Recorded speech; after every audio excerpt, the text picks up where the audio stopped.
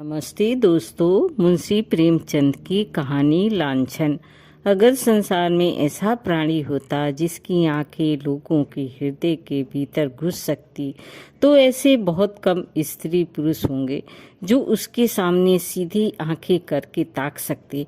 महिला आश्रम की जगनूबाई के विषय में लोगों की धारणा कुछ ऐसी ही हो गई थी। वो बेपढ़ी लिखी गरीब बूढ़ी औरत थी, दिखने में बड़ी सरल, बड़ी हंसमुख, लेकिन जैसे किसी चतुर प्रूफ रीडर की निगाह गलतियां ही पर जा पड़ती हैं, उसी तरह उसकी आंखें भी बुराइयों ही पर पहुंच जाती थी। शहर में ऐसी कोई महिला न थी जिसके विषय में दो चार लुकी छिपी बातें उसे न मालूम हो। उसका ठिगना स्थूल शरीर, सिर के खिचड़ी बाल, गोल मुंह, फूले फूले गाल, छोटी छोटी आंखें उसके स्वभाव को परखड़ता और तेजी पर पर्दा सा डाले रहती थी। लेकिन जब वो किसी की कुत्सा करने लगती तो उसकी आकृति कठोर हो जाती, आंखें फैल जाती और कंठ स्वर कर्कश हो जाता। उसकी चाल में बिल्लियों का सा संयम था। दबे पांव धीरे धीरे चलती, पर शिकार की आहट पाते ही जब्त मारने को तैयार हो जाती। उसका काम था महिला आश्रम में महिलाओं की सेवा टहल करना, पर महिलाएं उसकी सूरत से कांपती थी। उसका आतंक था कि ज्यों ही वो कमरे में कदम रखती, ओठों पर खेलती हुई हंसी जैसे रो पड़ती, चहकने वाली आवाजें जैसे बुझ जाती थी, मानो उसके मुख पर लोगों को अपने पिछले रहस्य अंकित नजर आते हों। पिछला रहस्य कौन है जो अपने अतीत को किसी भयंकर जंतु के समान कटघरों में बंद करके न रखना चाहता हो। धनियों को चोरों के भय से निंद्रा नहीं आती, मनुष्यों को उसी भांति मान की रक्षा करनी पड़ती। वो जंतु जो पहले कीट के समान अल्पकार रहा होगा, दिनों के साथ दीर्घ और सबल होता जाता है। यहाँ तक हम उसकी याद ही से कांप उठते हैं और अपनी ही कारनामों की बात होती है तो अधिकांश देवियां जगनू को दुत्कारती। पर यहाँ तो मैके और ससुराल, ननिहाल, ददियाल, फुफियाल और मौसियाल चारों ओर की रक्षा करनी थी, और जिस किले में इतने द्वार हों उसकी रक्षा कौन कर सकता है। वहाँ तो हमला करने वालों के सामने मस्तक झुकाने में ही कुशल है। जगनू के दिल में हजारों मुर्दे गड़े पड़े थे और वो जरूरत पड़ने पर उन्हें उखाड़ दिया करती थी। जहाँ किसी महिला ने दून की ली या शान दिखाई, वही जगनू की त्योरियां बदली। उसकी ये कड़ी निगाहें अच्छे अच्छों को दहला देती थी। मगर ये बात न थी स्त्रियां उससे घृणा करती हों, नहीं, सभी बड़े चाव से उससे मिलती, उसका आदर सत्कार करती। अपने पड़ोसियों की निंदा सनातन से मनुष्यों के लिए मनोरंजन का विषय रही हैं, और जगनू के पास इसका काफी सामान था। नगर में इंदुमती महिला पाठशाला नाम का एक लड़कियों का हाई स्कूल था।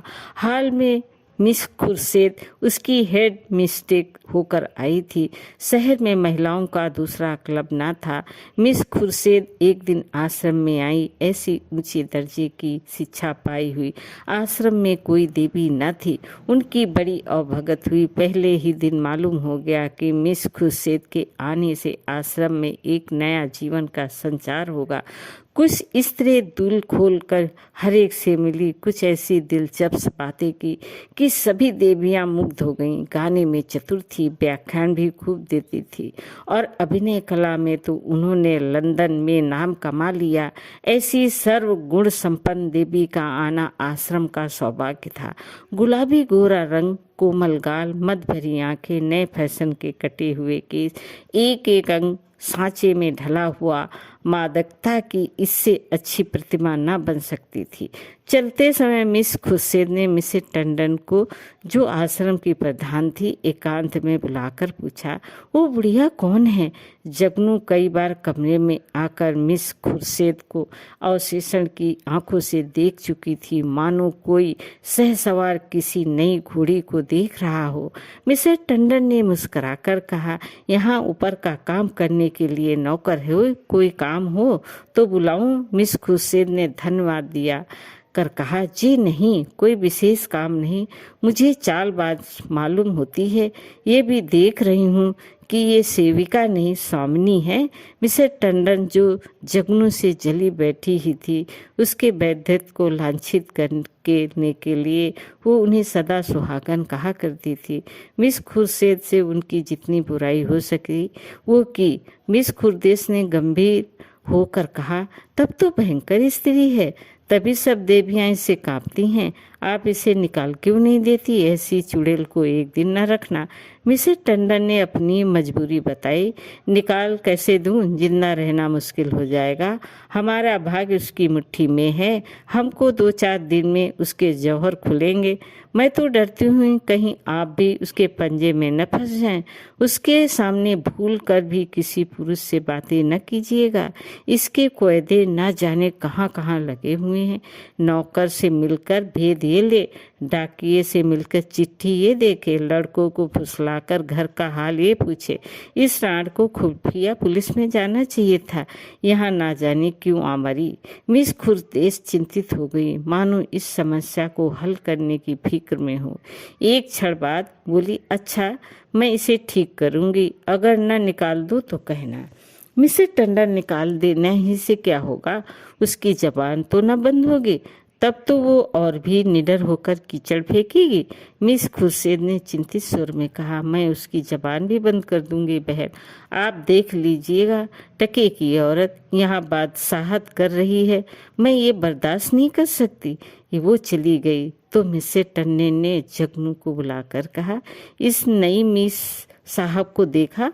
यहाँ की प्रिंसिपल हैं। जगनू ने दुष्ट भरे स्वर में कहा, आप देखें, मैं ऐसी सैकड़ों छोकरियां देख चुकी हूँ, आंखों का पानी जैसे मर गया हो। मिसेस टंडन धीरे से बोली, तुम्हें कच्चा ही खा जाएगी, उसे डरती रहना। वो कह गई है मैं इसे ठीक करके छोड़ूंगी। मैंने सोचा तुम्हें चिता दूं, ऐसा ना हो उसके सामने कुछ ऐसी वैसी बातें कह बैठो। जगनू ने मानो तलवार खींचकर कहा, मुझे चिताने का काम नहीं, उसे चिता दीजिएगा। यहाँ का आना ना बंद कर दो तो अपने बाप की नहीं, वो घूमकर दुनिया देख आई है, तो यहाँ घर बैठे ही दुनिया देख चुकी हूँ। मिसेस टंडन ने पीठ ठोकी। मैंने समझा दिया, भाई आगे तुम जानो, तुम्हारा काम जाने। जगनू आप चुपचाप देखती जाइए कैसे तिगनी का नाच नचाती हूँ। इसने अब तक ब्याह क्यों नहीं किया? उम्र तो 30 के लगभग होगी। मिसेस टंडन ने रद्दा जमाया। कहती है मैं शादी करना ही नहीं चाहती हूँ, किसी पुरुष के हाथ क्यों अपनी आज़ादी बेचूं? जगनू ने आंखें नचाकर कहा, कोई पूछता ही न होगा। ऐसी बहुत सी कुंवारियां देख चुकी हूँ, 70 चूहे खाकर बिल्ली चली हज को, और कई लौंडियां आ गईं और बात का सिलसिला बंद हो गया। दूसरे दिन सवेरे जगनू मिस खुर्देस के बंगले पर पहुंची। मिस खुर्देस हवा खाने गई थी। खान सामा से पूछा, कहाँ से आती हो? जगनू यहीं रहती हूँ बेटा। मेम साहब कहाँ से आई हैं? तुम इनके पुराने नौकर हो? खान सामा, नागपुर से आई हैं, मेरा घर भी वहीं है, 10 साल से इनके साथ हूँ। जगनू, किसी ऊंचे खानदान की होगी, वो तो रंग ढंग से ही मालूम होता है। खान सामा, खानदान तो कुछ ऐसा ऊंचा नहीं, हाँ तकदीर की अच्छी। इनकी माँ अभी तक मिशन में 30 पाती हैं। वो पढ़ने में तेज थी, वजीफा मिल गया, विलायत चली गई, बस तकदीर खुल गई। अब तो अपनी माँ को बुलाने वाली हैं, लेकिन वो बुढ़िया शायद ही है, वो गिरजे विरजे नहीं जाती, इनसे दोनों में पटती नहीं। जगनू, मिजाज की तेज मालूम होती हैं। खान सामा, नहीं, ये तो बहुत नेक है, गिरजे नहीं जाती। तुम क्या नौकरी की तलाश में हो? करना चाहो तो कर लो, एक आया रखना चाहती हैं। जगनू, नहीं बेटा, मैं अब क्या नौकरी करूंगी। इस बंगले में पहले जो मेम साहब रहती थी वो मुझ पर बड़ी निगाह रखती थी। मैंने समझा चलो नई मेम साहब को आशीर्वाद दे आऊं। खान सामा, ये आशीर्वाद लेने वाली मेम साहब नहीं है, ऐसे बहुत चिढ़ती हैं। कोई मंगता आए और उसे डांट बताई, कहती है बिना काम किए किसी को जिंदा रहने का हक नहीं, भला चाहती हो तो चुपके से रह लो। जगनू, तो ये कहो इनका कोई धर्म कर्म नहीं है, भला गरीबों पर क्यों दया करने लगी। जगनू को अपनी दीवार खड़ी करने के लिए काफ़ी सामान मिल गया। नीच खानदान की है, माँ से नहीं पढ़ती, धर्म से विमुख है। पहले दावे में इतनी सफलता कुछ कम ना थी। चलते चलते खान सामा से इतना और पूछा, इनके साहब क्या करते हैं। खान सामा ने मुस्कुराकर कहा, इनकी तो अभी शादी ही नहीं हुई, साहब कहाँ होंगे। जगनू ने बनावटी आश्चर्य से कहा, अरे अब तक ब्याह ही नहीं हुआ, हमारे यहाँ तो दुनिया हंसने लगे। खान सामा, अपना अपना रिवाज है, इनके यहाँ तो कितनी ही औरतें उम्र भर ब्याह न करती। जगनू ने मार्मिक भाव से कहा, ऐसी कुंवारियों को मैं बहुत देख चुकी हूँ, हमारी बिरादरी में कोई इस तरह रहे तो थोड़ी थोड़ी हो जाए, मुदा इनके यहाँ जो जी आवे करो, कोई नहीं पूछता। इतने में मिस खुर्शीद आ पहुंची। गुलाबी जाड़ा पड़े रहा था। मिस खुर्शीद साड़ी के ऊपर ओवरकोट पहने हुए थी, एक हाथ में छतरी थी, दूसरे में छोटे कुत्ते की जंजीर।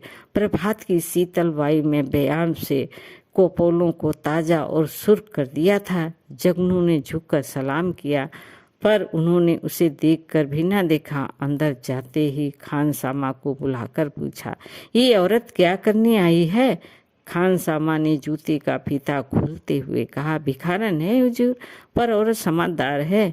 मैंने यहाँ नौकरी करेगी तो राजी नहीं हुई। पूछने लगी, इनके साहब क्या करते हैं। तब मैंने बता दिया तो उसे बड़ा ताज्जुब हुआ, और होना ही चाहिए, हिंदुओं में तो दूध मुँहे बालकों तक का विवाह हो जाता है। खुर्शीद ने जांच की और क्या कहती थी, और तो कोई बात नहीं हुजूर। अच्छा, उसे मेरे पास भेज दो। जगनू ज्यों ही कमरे में कदम रखा, मिस खुर्शीद ने कुर्सी से उठकर स्वागत किया। आइए माँ जी, मैं जरा सैर करने चली गई थी, आपके आश्रम में तो सब कुशल है।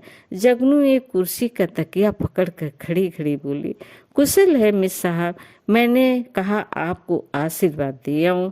मैं आपकी चेरी हूँ, जब कोई काम पड़े मुझे याद कीजिएगा। यहाँ अकेले तो हुजूर को अच्छा न लगता होगा।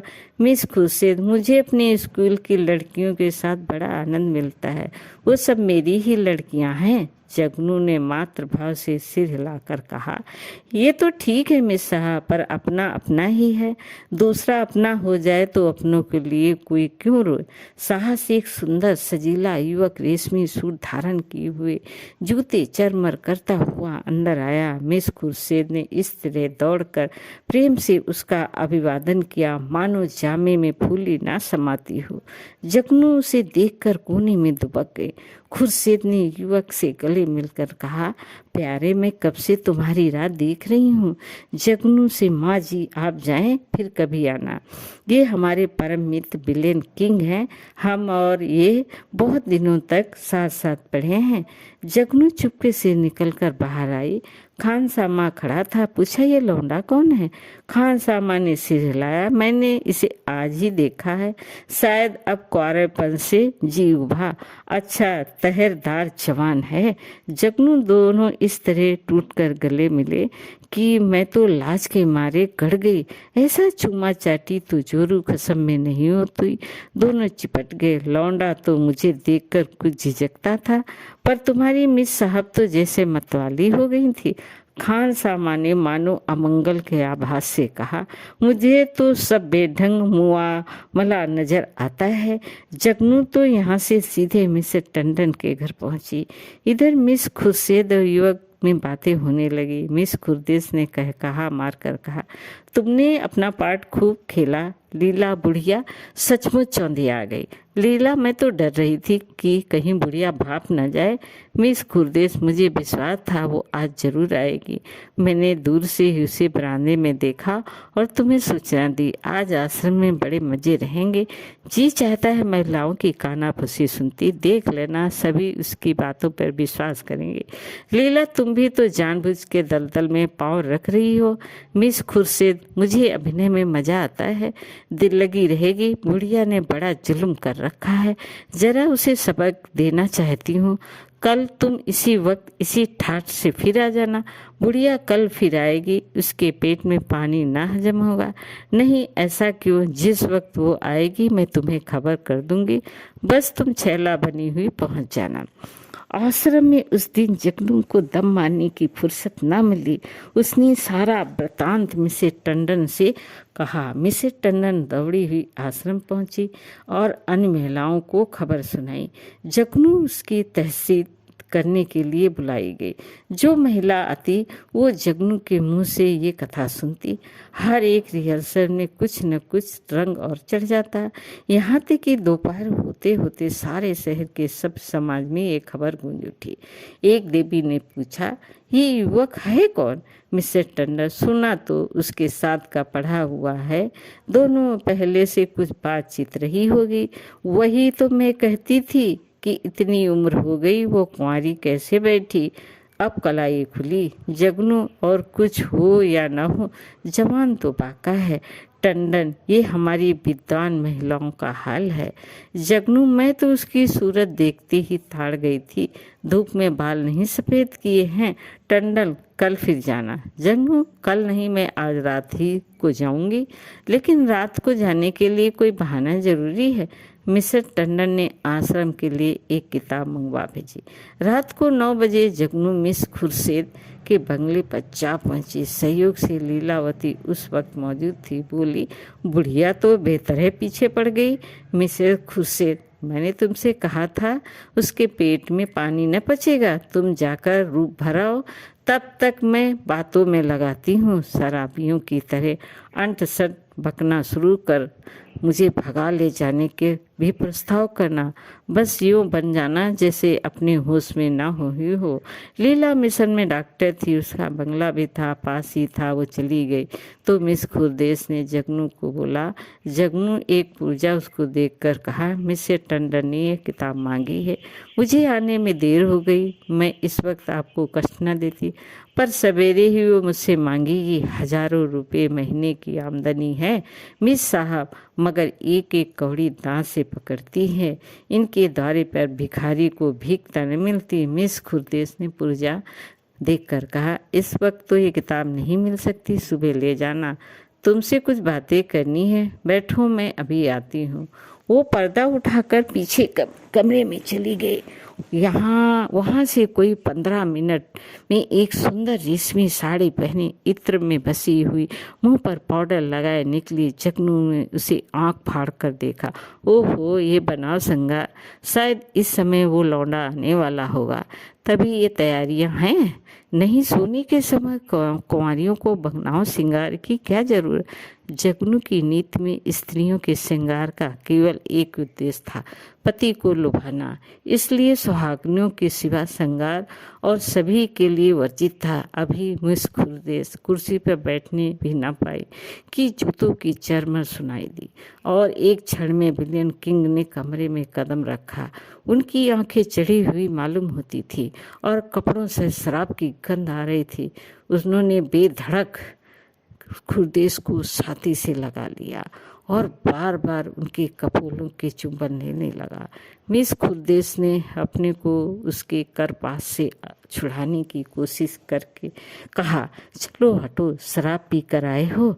किंग ने उसे और चिपटा कर कहा, आज तुम्हें भी पिलाऊंगा प्रिय, तुमको पीना होगा, फिर हम दोनों लिपट कर सोएंगे। नशे में प्रेम कितना सजीव हो जाता है, इसकी परीक्षा कर लो। मिस खुरदेश ने इस तरह जगनू की उपस्थिति का उसे संकेत किया कि जगनू पर नजर पड़ जाए, पर किंग नशे में मस्त था, जगनू की तरफ देखा ही नहीं। मिस खुरदेश ने रोष के साथ अपने को अलग की करके कहा, तुम तो इस वक्त आपे में नहीं हो, इतने उतावल क्यों हो जाते हो? क्या मैं कहीं भागी जा रही हूँ? किंग, इतने दिनों से चोरी की तरह आया हूँ, आज से मैं खुले खजाने आऊँगा। खुर्शीद, तुम तो पागल हो रहे हो, देखते नहीं हो कमरे में कौन बैठा हुआ है? मिस किंग ने हक बकाकर जगनू की तरफ देखा और झिझक कर बोला, ये बुढ़िया यहाँ कब आई? तू यहाँ क्यों आई है? बुढ़ी शैतान की बच्ची यहाँ भेद लेने आती है, हमको बदनाम करना चाहती है। मैं तेरा गला घोट लूँगा। ठहर, भक्ति कहाँ है? मैं तुझे जिंदा न छोड़ूंगा। जगनू बिल्ली की तरह से कमरे से निकली, सिर पर पांव रखकर भागी। उधर कमरे से कह कहे उठकर छत को हिलाने लगे। जगनू उसी वक्त मिसेस टंडन के घर पहुंची। उसके पेट में बुलबुले उठ रहे थे, पर मिसेस टंडन सो गई थी। वहां से निराश होकर उसने कई दूसरे घरों की कुंडी खटखटाई, पर कोई द्वार न खुला। दुखिया को सारी रात इसी तरह काटनी पड़ी, मानो कोई रोता हुआ बच्चा गोद में हो। प्रातःकाल वो आश्रम में जा कूदी। कोई आधा घंटे में मिसेस टंडन भी आई। उन्हें देखकर उसने मुंह फेर लिया। मिसेस टंडन ने पूछा, रात क्या तुम मेरे घर आई थी? इस वक्त मुझसे महाराज ने कहा। जगनू ने विरक्त भाव से कहा, प्यासा ही तो कुएं के पास जाता है, कुआं थोड़े ही प्यासे के पास आता है।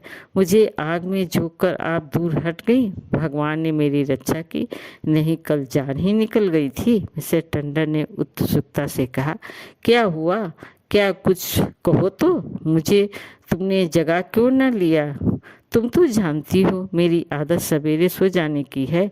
महाराज ने घर में घुसने ही ना दिया, जगा कैसे लेती? आपको इतना तो सोचना चाहिए था कि वो वहाँ गई है तो आती होगी, घड़ी भर बाद ही सोती तो क्या बिगड़ जाता। पर आपको किसी की क्या परवाह। तो क्या हुआ? मिस खुर्शीद मारने दौड़ी। वो नहीं मारने दौड़ी, उनका वो खसम, वो मारने दौड़ा। लाल आंखें निकालने आया और मुझसे कहा, निकल जा। जब तक मैं निकलूं तब तक वो हंटर खींचकर दौड़ ही पड़ा। मैं सिर पर पांव रखकर न भागती तो चमड़ा उधेड़ डालता और वो रांड बैठी तमाशा देखती ही रही। दोनों में पहले ही सदी बदी थी। ऐसी कुलटाओं का मुंह देखना पाप है। वेश्या भी इतनी निर्जल ना होगी। जरा देर में और देवियां आ पहुंची। वो वृत्तांत सुनने के लिए सभी उत्सुक हो गई। जगनू की कैची अब भी श्रापित रूप से चलती रही। महिलाओं को इस वृत्तांत में इतना आनंद आ रहा था कि कुछ न पूछो। एक एक बात को खुद कर पूछती। घर के काम धंधे भूल गए, खाने पीने की सुध भी न रही और एक बार सुनने कर भी उसकी तृप्ति न होती थी। बार बार वही कथा नए आनंद से सुनती थी। मिसेस टंडन ने अंत में कहा, हमें आश्रम में ऐसी महिलाओं को लाना अनुचित है। आप लोग इस प्रश्न पर विचार करें। मिसेस पांड्या ने समर्थन किया, हम आश्रम को आदर्श से गिराना नहीं चाहते। मैं तो कहती हूँ ऐसी औरत किसी संस्था की प्रिंसिपल बनने के योग्य नहीं। मिसेस भागड़ा ने फरमाया, जगनूबाई ने ठीक कहा, ऐसी औरत का मुंह देखना भी पाप है। इससे साफ कह देना चाहिए, आप यहाँ तशरीफ न लावे। अभी ये खिचड़ी पक ही रही थी कि आश्रम के सामने एक मोटर आकर रुकी। महिलाओं ने सिर उठाकर देखा। गाड़ी में मिस खुर्शीद और विलियम किंग बैठे थे। जगनू ने मुंह फैलाकर हंसी, इशारा किया, वही लौंडा है। महिलाओं का संपूर्ण समूह चिक से सामने आने के लिए विकल हो गया। मिस खुर्शीद ने मोटर से उतरकर हुंड बंद कर दिया और आश्रम के द्वार की ओर चली। महिलाएं भाग भाग कर अपनी अपनी जगह आ बैठी। मिस खुर्शीद ने कमरे में कदम रखा। किसी ने स्वागत न किया। मिस खुर्शीद ने जगनू की ओर निसंकोच आंखों से देखकर मुस्कुराते हुए कहा, कहिए बाई जी, रात को आपको चोट नहीं आई? जगनू ने बहुतेरी दीदा दिलेरी स्त्रियां देखी थी, पर इस ढिठाई से ने उन्हें चकित कर दिया। चोर हाथ में चोरी का माल लिए शाह को ललकार रहा था। जगनू ने ऐंठ कर कहा, जी न भरा हो तो अपिटवा दो, सामने ही तो हैं। खुर्शीद, वो इस वक्त तुमसे अपना अपराध क्षमा करने आए हैं। रात वो नशे में थे। जगनू ने मिसेस टंडन की ओर देखकर कहा, और अभी तो कुछ कम नशे में न थी। खुर्शीद ने व्यंग समझ कर कहा, मैंने आज तक कभी न पी, मुझ पर झूठा इल्जाम मत लगाओ। जगनू ने लाठी मारी, शराब से भी बड़ी नशे की चीज़ है कोई, वो उसी का नशा होगा। उन महाशय को पर्दे में क्यों ढाक दिया? देवियाँ भी तो उनकी सूरत देखती। मिस खुर्शीद ने शरारत की, सूरत तो उनकी 1,00,000 2 लाख में एक है। मिसेस टंडन ने आशंकित होकर कहा, नहीं नहीं, उन्हें यहाँ लाने की जरूरत नहीं, आश्रम को हम बदनाम नहीं करना चाहते। मिस खुर्शीद ने आग्रह किया, मुआवले को साफ करने के लिए उनका आप लोगों के सामने आना जरूरी है। एक तरफा फैसला आप क्यों करती हैं? मिसेस टंडन ने टालने के लिए कहा। यहाँ कोई मुकदमा थोड़ी ही पेश है। मिस खुर्शीद, वाह, मेरी इज्जत में भट्टा लगा जा रहा है। आप कहती हैं कोई मुकदमा नहीं है। मिस्टर किंग आएंगे और आपको उनका बयान सुनना होगा। मिसेस टंडन को छोड़कर बाकी सभी महिलाएं किंग को देखने के लिए उत्सुक थी। किसी ने विरोध न किया। मिस खुर्शीद ने द्वार पर आकर ऊंची आवाज में कहा, तुम जरा यहाँ चले आओ। हुंड खुला और मिस लीलावती रेशमी साड़ी पहने मुस्कुराती हुई निकली। आश्रम में सन्नाटा छा गया। देवी विस्मित आंखों से लीलावती को देखने लगी। जगनू ने आंखें चमकाकर कहा, उन्हें कहाँ छिपा दिया आपने? खुर से छू मंतर से उड़ गए। जाकर गाड़ी देख लो। जगनू लपक कर गाड़ी के पास गई और खूब देखभाल कर मुंह लटकाए हुए लौटी। मिस खुर्शीद ने पूछा, क्या हुआ, मिला कोई? जगनू, मैं ये तिरिया चरित्र क्या जानूं? लीलावती को गौर से देखकर और मर्दों को साड़ी पहनकर आंखों में धूल झोंक रही हो, यही तो है वो रात वाले साहब। खुर्शीद, खूब पहचानती हो? जगनू, हाँ हाँ, क्या अंधी हूँ? मिसेस टंडन, क्या पागलों सी बातें करती है? जगनू, ये तो डॉक्टर लीलावती हैं। जगनू उंगली चमकाकर, चलिए चलिए, लीलावती हैं। साड़ी पहनकर औरत बनते लाज भी नहीं आती। तुम रात को इनके घर नहीं थे? लीलावती ने विनोद भाव से कहा। मैं कब इनकार कर रही हूँ? इस वक्त लीलावती हूँ, रात को विलेन किंग बन जाती हूँ। इसमें बात ही क्या है? देवियों को अब यथार्थ की लालिमा दिखाई दी। चारों तरफ कह कहे पड़ने लगे। कोई तालियां बजाती, कोई डॉक्टर लीलावती की गर्दन से लिपट जाती, कोई मिस खुर्शीद की पीठ पर थपकियां देती। कई मिनट तक हो हा मचता रहा। जगनू का मुंह उस लालिमा में बिल्कुल जरा सा निकल आया। जबान बंद हो गई। ऐसा चरका उसने कभी न खाया था। इतनी जलील कभी न हुई थी। मिसेज मेहरा ने डांट बताई, अब बोलो दाई, लगी मुंह में काली की नहीं? मिसेज भागड़ा इसी तरह सबको बदनाम करती है। लीलावती, आप लोग भी तो जो ये कहती है उस पर विश्वास कर लेती है। इस हरबोश में जगनू को किसी ने जाते न देखा। अपने सिर पर वो तूफान उठते देखकर उसी चुपके से सरक जाने में ही अपनी कुशलता मालूम हुई। पीछे के द्वार से निकली और गलियों गलियों भागी। मिस खुर्शीद ने कहा, जरा उससे पूछो तो मेरे पीछे क्यों पड़ गई थी? मिसेस टंडन ने पुकारा, पर जगनू कहाँ? तलाश होने लगी। जगनू गायब। उस दिन से शहर में फिर किसी ने जगनू की सूरत नहीं देखी। आश्रम के इतिहास में ये मुआवला आज भी उल्लेखनीय और मनोरंजन का विषय बना हुआ है। दोस्तों, कहानी कैसी लगी? लाइक करें, सब्सक्राइब करें। धन्यवाद।